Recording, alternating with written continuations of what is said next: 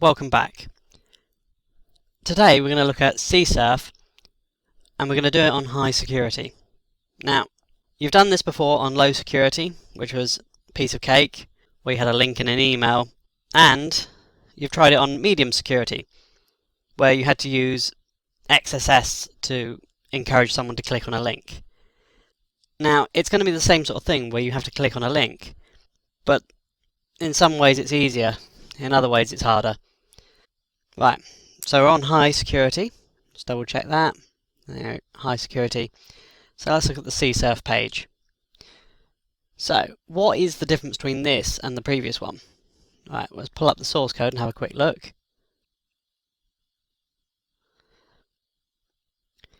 So, the main difference here is that there's this token, rather than it's checking referrer, it's checking a token, and what it's going to be doing is every time this page is called, it's going to generate a new token. So let's double check that. So let's view source on this page. So this is the user token here. And we'll refresh that page. And view the source again. And there you go. The token is completely changed. However we do this, we're going to have to get this token and then submit the request straight away without reloading the page. So let's go back to the form and see how it works. So let's try out the form. Oops, accidentally submitted that form. Let's try again. Okay, so the password's changed, and you can see in the URL the test password, the confirmation password, and the token. So if we reload that page, same URL, same token, and then see what happens. It's just completely ignoring us. So it's actually double checking the token. Okay, so how do we do it? We need another attack to complete this. Now, I like XSS because we can just paste code at the end of the URL and it will work. So let's double check this. So for this I'm going to use the XSS DOM attack. So what we'll do is we'll call this one up and we'll double check it still works on high security. So type in here script alert XSS and close script. And if this works, then we should get an alert box telling us so. So there we go. So what we can do, if we just happen to want to display a alert box, we could actually give someone that URL, and then when they went to this site, assuming they're logged in, you would then get that dialog. But that's not very useful. So now we know the method of the attack, we need to devise an attack. And to do that, we need to know what to attack. So let's open up the page info, and from there we can have a look at what cookies make up the page. We could either try to get this PHP session variable, which if we then put it into our cookies, we would take on there a session. There might be security around that, it's not on this potentially, but on other platforms where they'll log the IP address. So if they start getting requests from a new IP, then they'll kind of assume that it's been attacked and not let you in. So I'm not in favour of that one. I mean, it's possible, but I'm not a favour. It also requires a lot of work at the other end, where you've got to get the session, you've got to use the session, and then change the password. So the only thing left is getting that user token and creating the form with it, so that when we submit the form, it's then completely valid. And strangely, it's actually easier to do this than it is to get the PHP session. It's going to require some JavaScript. I'm not expecting you to know JavaScript, so I'm going to help you with that one.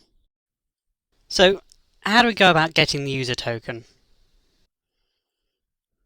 Well, strangely it's easier, even though it changes every time the form is generated. So what do we need to do? We need some JavaScript that will make a request to the form, extract the token, and submit the request with the password conf, password new, and the token. If you're a JavaScript developer, then that should be fairly straightforward. However, this is a hacking course, not a coding course. You take ideas and exploits that other people have discovered and built and use them for yourself. I have a repo that was created by HD7exploit, which is https github.com/ovdan/training-hyphen-application-CSRF/hi.js. Now, that's a mouthful to say, let alone type, so I put a link in the resources for this lecture. So let's have a look at the code. I didn't write this code, but I can walk you through how it works and what you may need to change. The first two lines are variables. The URL is the location you're attacking. So in our case, because we've got it stored on our local server, then we use 127.0.0.1. However, this may be different for you. If you're hosting it on a different computer, then this URL needs to be changed to the actual location. Basically, adapt this URL as you see fit. So it will just be this URL to this page, and you just copy and paste it once we have downloaded this code. Line 5, this is the password that you want to change their account to. Everything else you should leave as is, but I'll explain how it works. Lines 6 through 10, this is trying to figure out how to create a request object from your browser. Most browsers will use this, however, Internet Explorer will use ActiveX object. This is just a way of standardizing it. Line 11 is to say pass through credentials, so in this case the login token. You've got a hacked variable which will get set later on line 23, so that it only gets run once. You don't want to have to try and change the token multiple times. It could get messy. So line 21 is just checking that it hasn't been set to true. 13 through 27, this is the onReady state change. This is what happens once you've made your first request and everything has been loaded and the document is waiting to be read. So it's just saying, we have the page, now what do you want to do with it? I will skip over 14 through 26 for the moment. 29 to 30, this will take the URL that's specified on line 4 and send the request. So you're requesting the CSRF page and to get this token. And when the system is ready and the state has changed, we are looking for state 4, which is done, and we're also looking for a 200, which is everything's okay. Once the system has settled down and we have those two states, then we'll get the text from the request, or the response. We'll then parse it and look for this user token. Regex is where you're saying where the value is. Match is then taking the regex with the text, and then you then say, I want the first match, which is the token. We'll then build up the URL from the one at the top with all the required parameters, and as long as we haven't done this before, we will alert the token, we will set true, and then we'll request the new URL, which will set the new password. So this is the exploit, and it works well.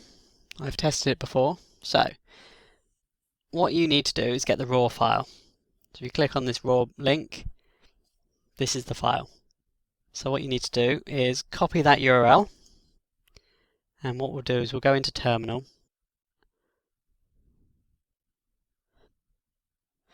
Make that a bit bigger. So let's go into var www html, and in there, this is the web server. So we'll type wget, and we'll paste in that URL.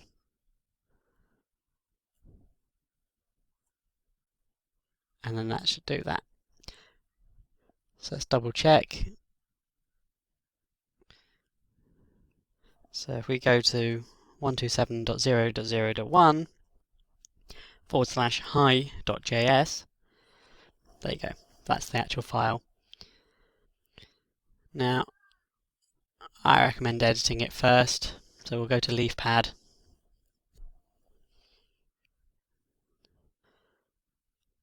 Let's go into the root directory. Where are you? This would have gone a lot quicker if I clicked on File System first.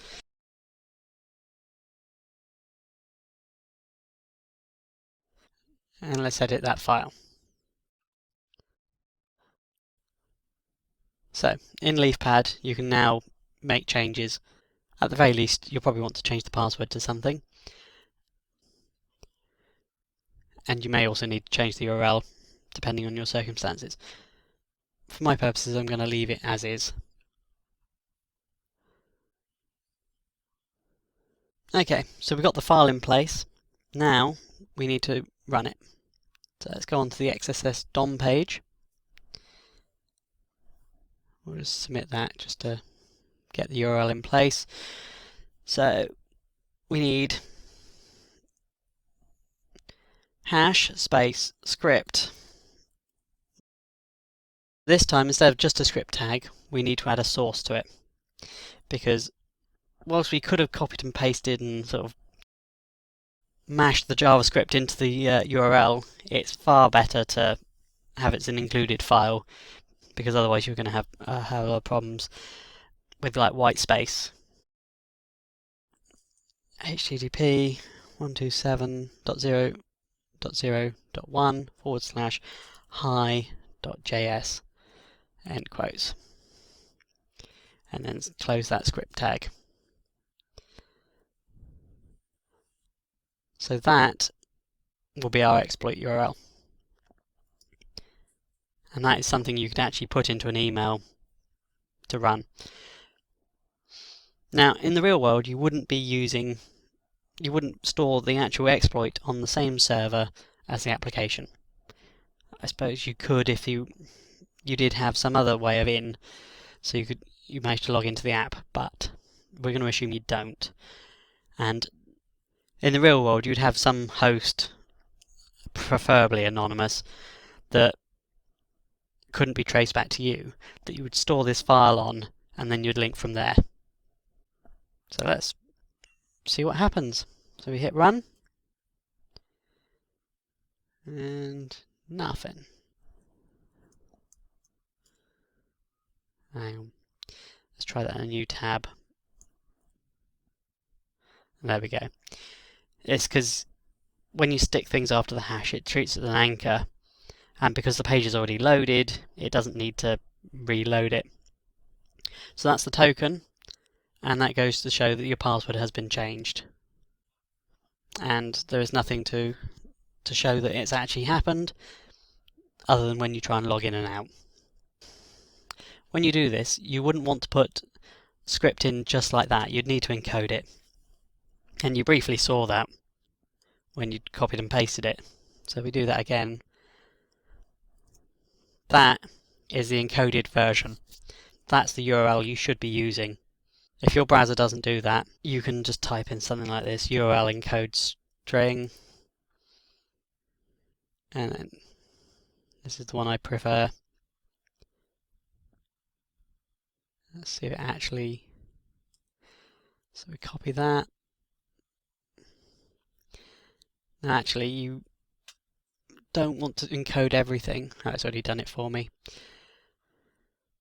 So let's show you it decoded then. What you want is everything after the hash. Because if you encode the whole URL, it's not going to work. So let's decode that. And there you go. It's just the same, but you'd use this URL in the encode. And there you go. That is how you change the password on high security using CSRF. I'll catch you in the next lecture. Goodbye.